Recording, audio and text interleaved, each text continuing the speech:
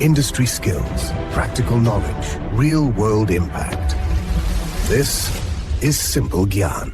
Have you ever built a project, flipped the switch, and watched your electric motor stall out, overheat, or just completely fail?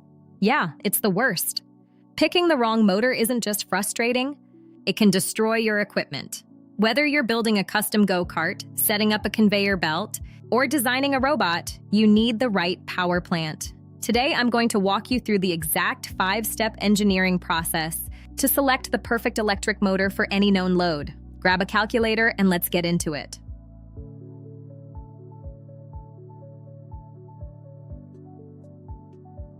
First things first, we need to know exactly how much mechanical power your machine actually needs to do its job.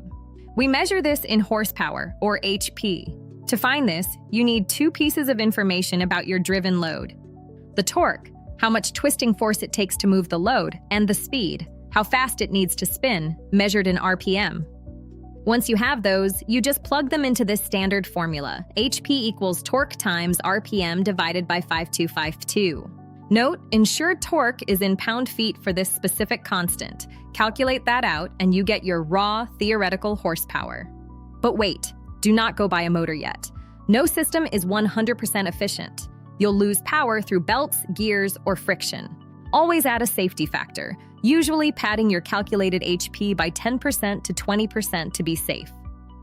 Okay, so let's say you did the math and your machine needs exactly 3.8 HP. Try going to a supplier and asking for a 3.8 horsepower motor.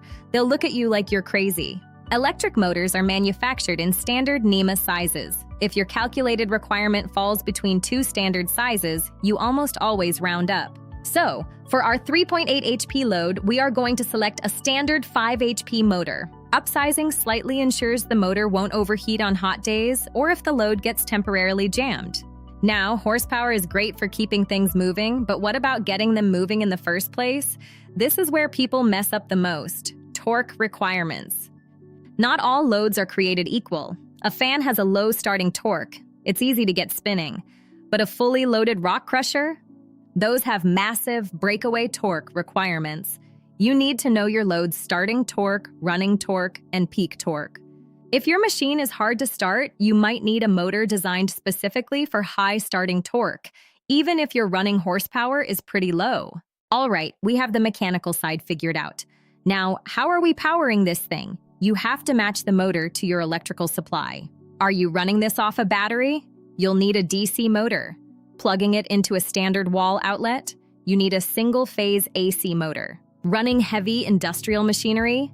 You'll definitely want a 3-phase AC motor at 480 volts because they are way more efficient. Never buy a motor until you are 100% sure what kind of power you actually have access to where the machine will be installed. Finally, we put it all together and pick the specific type of motor. If you have 3-phase AC power and need a reliable workhorse, the squirrel cage induction motor is the industry standard. It's cheap, tough, and requires almost zero maintenance. If you need precise speed control or positioning, you'll want a servo motor or a stepper motor. And if you're building an electric vehicle or a drone running on batteries, a brushless DC motor is your best bet. Think about the environment too. Is it dusty? Wet? You'll need to make sure the motor's enclosure is rated for those conditions. And there you have it. Compute the HP, bump it up to a standard size, check your starting torque, match your power supply, and pick the right motor type. Follow these steps, and your next project will run flawlessly. If this video saved your next build, hit that like button, and let me know down in the comments what kind of machine you are building right now. I'll see you in the next one.